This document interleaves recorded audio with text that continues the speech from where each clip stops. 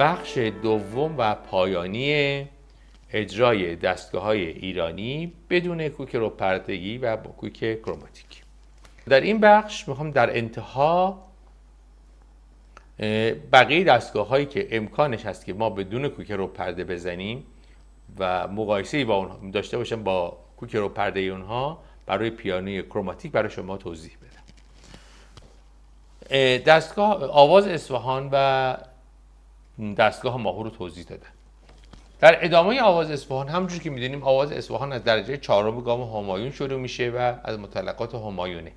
پس از دستگاهایی که اصولا خیلی راحت میشه بدون رب‌پرده اجراش کرد و برای ما دچار اشکال نخواهد شد، دستگاه همایون خواهد بود. مثلا همایون لا ما در درجه دوم باید سی کرون داشته باشیم، ولی الان سی بمول داریم.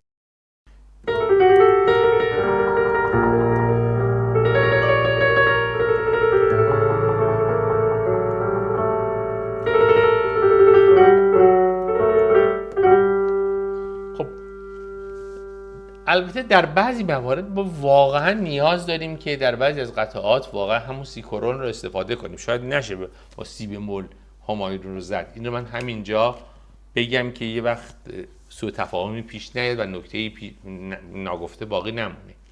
ولی به طور معمول ما اغلب قطعاتی که در همایون هست رو میتوانیم بدون رب‌پرده و با کوک کروماتیک اجرا کنیم. یکی از معروف تریناشون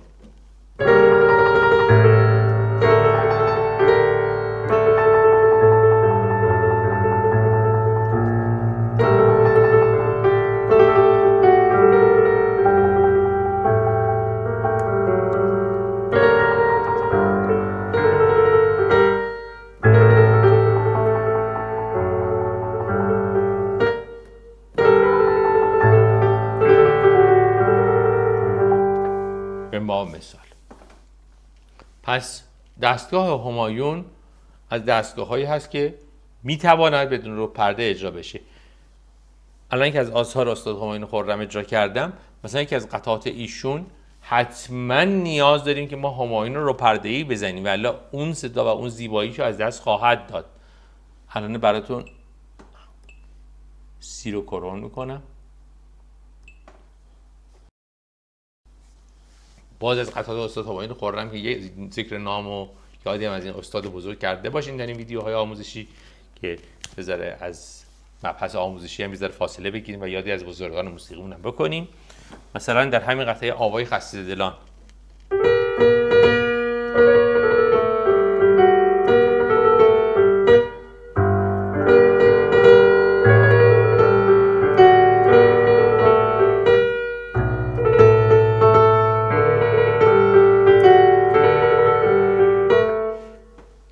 ببینید اینجا اصلا بدون رب‌پرده اصلا اون زیبایی رو نخواهد داشت. حالا من اینو بدون رب‌پرده براتون میزنم ببینین.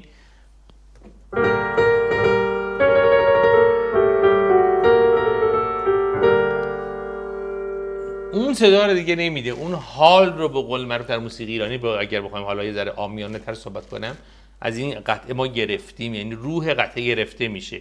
دقیقاً ما واقعا مثل حالتی میبینه که بخوایم مخالف سگاه رو در بجاش اصفهان اجرا کنیم. اون زیبایی مخالف اصلا در اون دو تا رب‌پرده‌ای که در مخالف سگاه بغل هم قرار میگیره. در هر کدوم از مخالف‌ها، حالا در می کرون فا سوری، ر کرون می کرون، فا سوری دو فا دی فا کرون سی کرون دو سوری و هر کدوم از مخالف‌هایی که میزنیم. یعنی زیبایی و جذابیت مخالف سگاه به اون دو تا رب‌پرده است.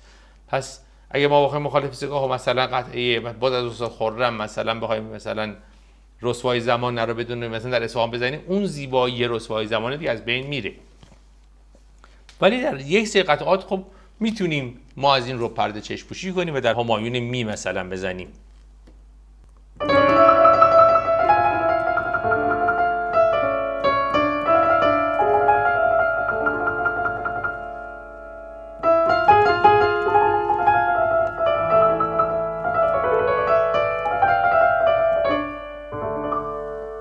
پس ما همایون ها رو هم می توانیم بدون رب‌پرده بزنیم و به خصوص وقتی وارد اوجش میشیم که دیگه کلا وارد گاه مینور میشیم. مثلا در گوشه بیداد در همین همایون می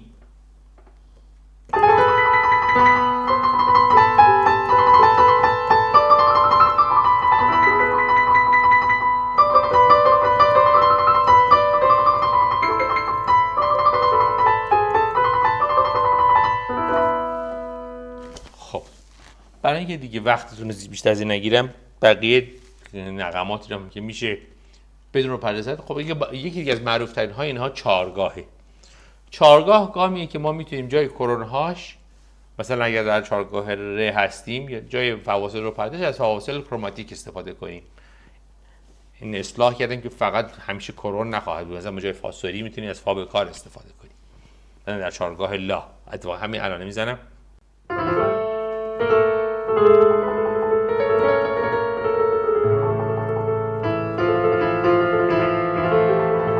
یا در چارگاه ر به جای سی کرون سی بمول استفاده میکنیم. و جای می کرون از می بمول یعنی میشه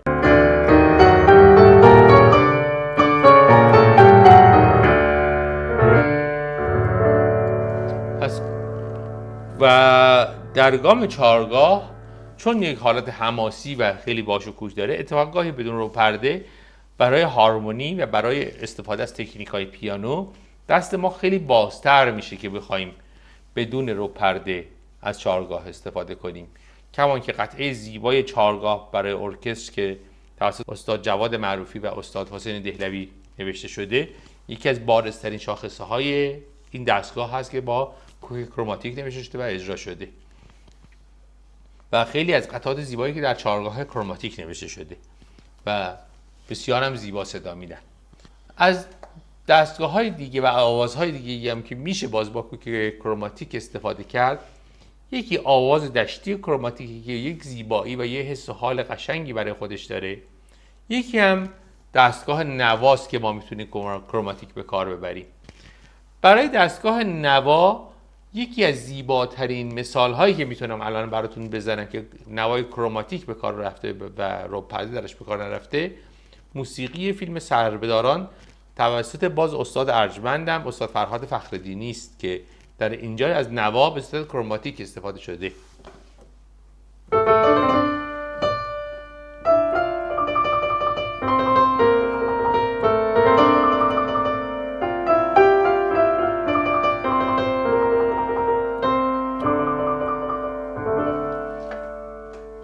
بله، خب ما یه نیاز به سی کرون داریم اگه بخوایم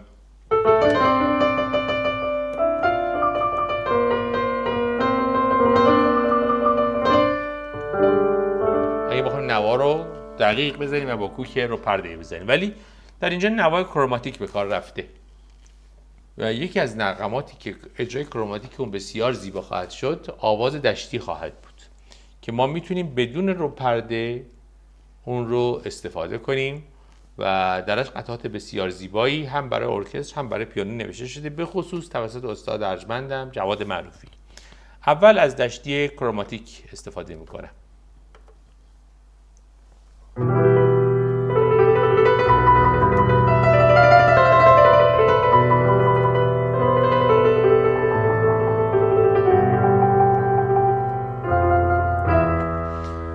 ببینید در دشتی کروماتیک ما از این تغییر تونالیته فا دیز به فا بکار میتونیم استفاده بسیار زیبایی بکنیم، یک فضای ملودیک و هارمونیک خوبی رو به وجود بیاریم که برای مخاطب خوشایند خواهد بود. منبع مثالی که از قطعات زیبایی که در این دشتی نوشته شده، قطعه بگذار امشب از استاد ارجمند جواد معروفی است.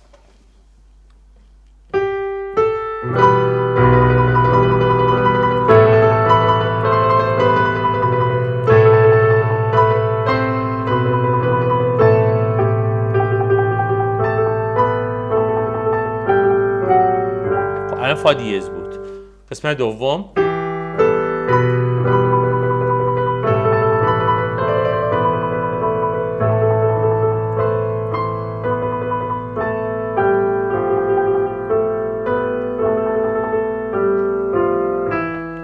و از فا به کار فرود اومدم. این در واقع یک حالت زیبایی رو در آواز دشتی به صورت کروماتیک به وجود میاره و حتی در پرده عشاق ما یک نوعی از عشاق خواهیم داشت با دو دیز به جای دو سوری.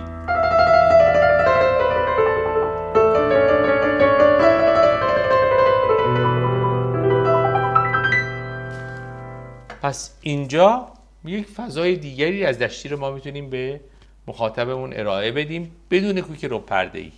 و البته خب همین اگه من بخوام مقایسه کنم با رو پرده هاش خب خیلی متفاوت خواهد شد دیگه داشته.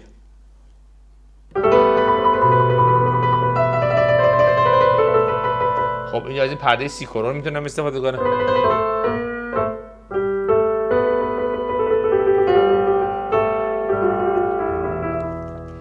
برای اینکه تمام تفاوت‌ها رو شما متوجه بشین. من از فاصولی فرود اومدم روی می، دیگه نیازی به 2 تا نوت نیست و خود فاصولی قشنگ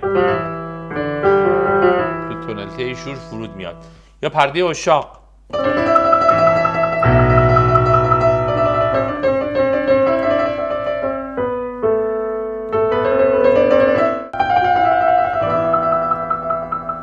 در حالی که در دشت کروماتیک ما اینجا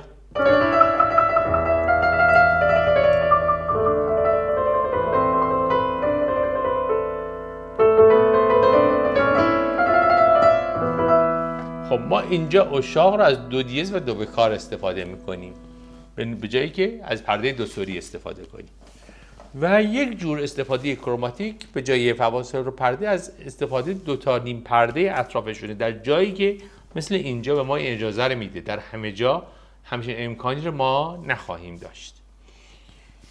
این هم نکات کوتاهی بود در مورد استفاده از پیانوی کروماتیک در دستگاه‌های موسیقی ایرانی. امیدوارم که تا اینجا این مباحث برای شما مخاطبین قابل استفاده، جذاب و مورد قبول واقع بشه و راهگشای خیلی از اجراهاتون در نوازندگی پیانو ایرانی باشه و من تونسته باشم کمک کوچکی در این راه برای شما عزیزان کرده باشم. سپاسگزارم از لطف و توجهی که تا الان به این قسمت ها داشتید.